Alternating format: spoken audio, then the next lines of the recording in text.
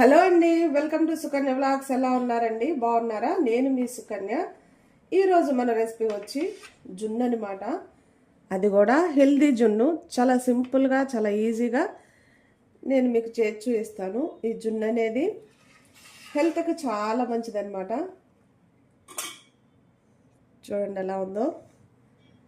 చాలా సింపుల్గా, చాలా ఈజీగా చేసి చూపిస్తాను. ఇది రాగులతో అనమాట.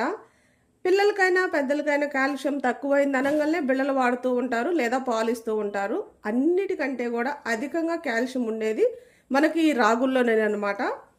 చూసారా ఎంత బాగుందో? ఇలా చేసి ఇస్తూ ఉండండి పిల్లలకి. చాలా హెల్దీ అనమాట. పిల్లలు పెద్దలు ఎవరైనా, పండు ముసలు వాళ్ళు కూడా తినేసేయచ్చు, అంత బాగుంటుంది.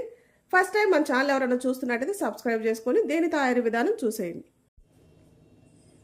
మనం రాగుల్ని రాత్రంతా కూడా నానబెట్టుకున్నాం అనమాట. ఇప్పుడు వీటిని మిక్సీ వేసుకుందాం.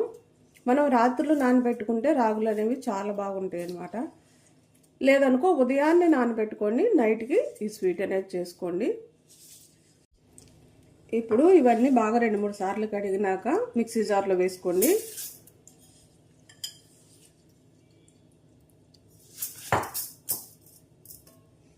వీటితో పాటు 1 కప్పు పచ్చి కొబ్బరి కూడా వేసుకోండి. కొంచెం నీళ్ళు వేసుకొని మెత్తగా మిక్సీ పట్టుకోవాలి. కొద్దిగా నీళ్ళు వేసుకుందాం. ఇప్పుడు ఈ రాగుల నుంచి, కొబ్బరి నుంచి మనం పాలు తీసుకోవాలన్నమాట. మెత్తగా మిక్సీ పట్టుకుందాం. చూడండి ఇలా మిక్సీ పట్టుకున్నాను నేను ఒకసారికి. ఇప్పుడు వీటిని కాటన్ గుడ్డలో వేసుకొని పాలు తీసుకోవాలి. చాలామంది అలానే చేస్తారు. నేను డబల్ లేయరు ఫిల్టర్ ఉందన్నమాట, అందుకోసం నేను ఫిల్టర్ చేస్తున్నాను. మీరు కావాలంటే కాటన్ గుడ్డలో వేసుకొని చక్కగా పాలు తీసుకోండి.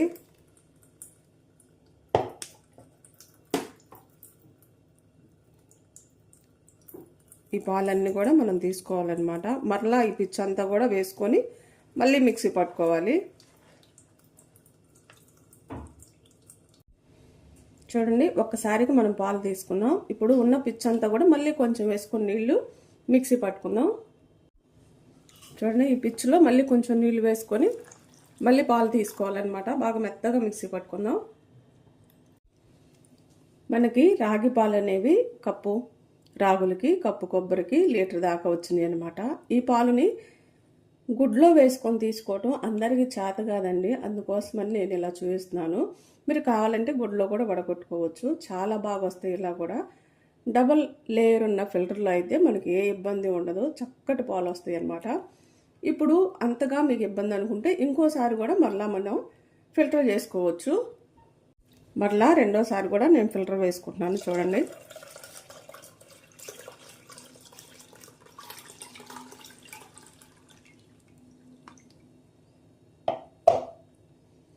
మనం గుడ్లో తీసిన పాలు ఎంత బాగుంటాయో అంతే విధిగా ఉంటాయి అన్నమాట.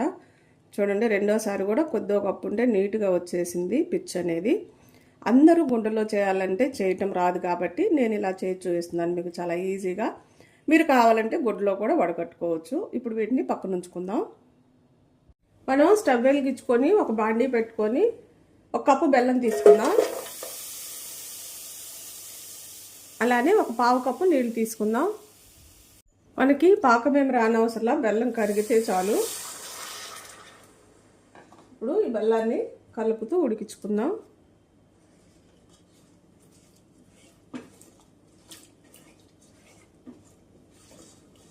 మీరు రాగులు తీసుకున్న కప్పుతో అయితే ఖచ్చితంగా 1.5 కప్పు బెల్లం తీసుకోండి, సరిపోతుంది.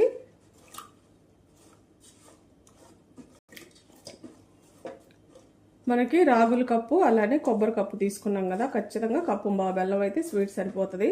మరి ఎక్కువ తీయగున్నా కానీ బాగోదన్నమాట. ఈ బెల్లాన్ని కరగనిద్దాం. బెల్లం అంతా కరిగిపోయింది. ఇప్పుడు ఈ బెల్లపు నీళ్ళని ఫిల్టర్ వేసుకుందాం. ఎందుకంటే ఇసుక లాంటిది ఉంటుంది కాబట్టి ఫిల్టర్ చేసుకోవడం వల్ల ఆ ఇసుక లేకుండా మనం తినేటప్పుడు స్వీట్ చాలా బాగుంటుంది. ఇప్పుడు మళ్ళీ ఈ బెల్లపు నీళ్ళని బాండీలో వేసుకుందాం. మళ్ళీ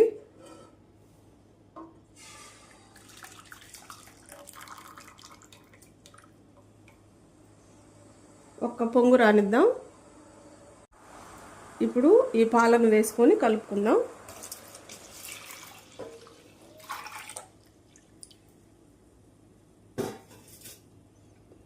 మనం ఇలా కలుపుతూనే ఉండాలి, అడుగు పట్టకుండా ఇలా కలుపుతూ ఉడికించుకోవాలి పాలన్నీ.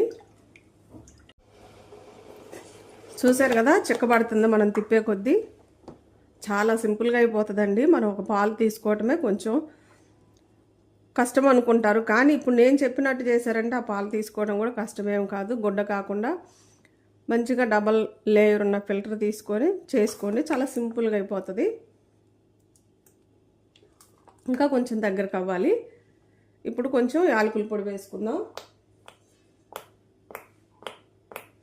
ఒక 1/2 టీ స్పూన్ దాకా ఉప్పు వేసుకుందాం. ఏ స్వీట్లోనైనా మనం కొంచెం ఉప్పు వేసుకోవటం వల్ల స్వీట్ అనేది చాలా రుచిగా ఉంటుంది. ఇదంతా కూడా మళ్ళీ ఒకసారి కలుపుకుందాం. చూడండి ఎలా ఉందో, చిక్కబడుతూ ఉంది కదా. ఉడకటం చాలా ఈజీగా అయిపోతుందండి.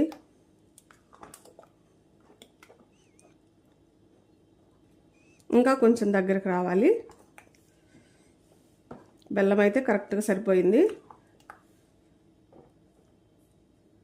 ఇంకా కొంచెం దగ్గరకు రానిద్దాం. చూడండి చాలా వరకు చిక్కబడిపోయింది. ఇప్పుడు 1 టేబుల్ స్పూన్ నెయ్యి వేసుకుందాం.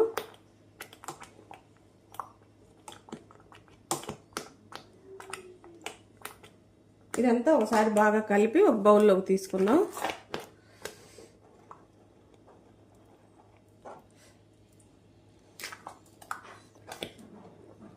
చూస్తుంటేనే నోరు ఊరిపోతుంది అన్నమాట స్వీటు.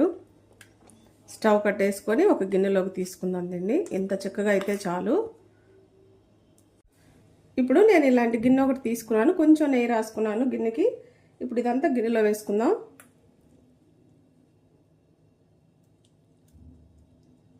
ఇదంతా కూడా తుడిచి గిన్నెలో వేసుకుందాం. ఇప్పుడు అంతా గిన్నెలో వేసినాక చూడండి ఒకసారి ఇలా కదపండి. ఈవెన్గా అయిపోతుంది అన్నమాట. మూత పెట్టి ఒక 10 నిమిషాలు ఇలా పక్కన వదిలేద్దాం. మన జున్ను అయితే ఒక 10 నిమిషాలు పక్కన పెట్టాం కదా. చూడండి ఎలా అయిందో. ఒక 10 నిమిషాలు చాలు, సెట్ అయిపోతుంది అన్నమాట. చూడండి దీన్ని ప్లేట్లోకి తీసుకుందాం. ఈ ప్లేట్ ఇలా వేసి తీస్తే ఈజీగా వచ్చేస్తుంది.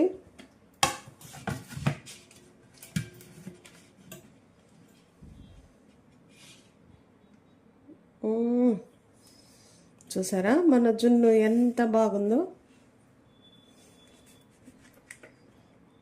చాలా బాగుంది కదా. పీసెస్గా కట్ చేసుకుందాం. మన జున్ను అనేది ప్లేట్లో కూడా తీసుకున్నాం, కట్ చేసుకున్నాం. చూడండి ఎలా ఉందో. నోట్లో వేసుకుంటే వెన్నలాగా కరిగిపోయిద్ది అనమాట. చిన్నపిల్లల కాడ నుంచి పండు ముసలి వాళ్ళ వరకు కూడా ఈ జున్ను అనేది తినేసేయచ్చు. హెల్త్కి చాలా మంచిది. కాళ్ళు నొప్పులు, ఒళ్ళు నొప్పులు, నడుము నొప్పులు అన్నిటిని కూడా తీసేస్తుంది అనమాట. కంపల్సరిగా మీరు కూడా ఇంట్లో ట్రై చేయండి. ఇంటిల్ల పాదికి పెట్టేసేస్తూ మీరు కూడా తినండి. ఆడవాళ్ళు ఎక్కువ తీసుకుంటూ ఉండాలి ఇది.